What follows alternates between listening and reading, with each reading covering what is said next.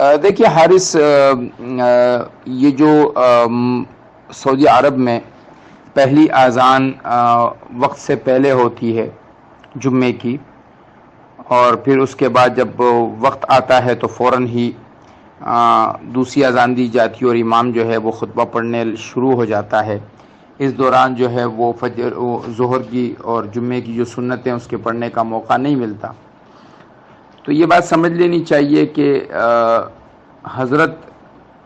محمد مصطفیٰ صلی اللہ علیہ وسلم کی جو عادت عموماً طور تھی کہ آپ جمعے کی نماز کے پڑھانے میں جلدی کیا کرتے تھے،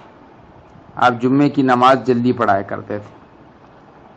اس سے امام احمد بن حنبل رحمہ اللہ نے یہ استدلال کیا ہے کہ جمعے کی نماز زوال سے پہلے بھی پڑھی جا سکتی ہے،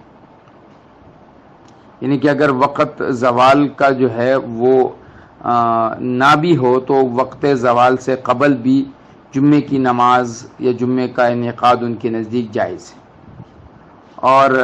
جو سعودی عرب کے اکثریت علماء ہیں اور ان کی جو بنیادی طور پہ ان کا عمل ہے وہ امام ابو حنیفہ رحمہ اللہ کے مسلک کے مطابق ہے، لہٰذا وہ لوگ پہلی اذان وقت سے پہلے دیتے ہیں جو ہمارے نزدیک وقت سے پہلے ہے، لیکن ان کے مسلک میں ایسا کرنا ٹھیک ہے۔ لہٰذا اگر آپ کو سنتیں پڑھنے کا موقع نہیں ملتا ہے کہ اذان پہلی ہو جاتی ہے، ابھی وقت شروع نہیں ہوا ہوتا ہے، اور دوسری اذان جیسی ہوتی ہے فوراً امام خطبہ شروع کرتا ہے اور خطبے کے دوران سنتوں کا پڑھنا ٹھیک نہیں ہے، تو آپ سنتیں نماز کے بعد پڑھ لیجئے، اس لیے کہ جمعے کی سنتوں کا جمعے کی نماز کے بعد پڑھنے میں بھی شرعاً کوئی حرج نہیں ہے۔ لہٰذا وقت سے پہلے نہ پڑھیں، جب امام نماز پڑھا دے تو اس کے بعد ان سنتوں کو ادا کر دیجیے۔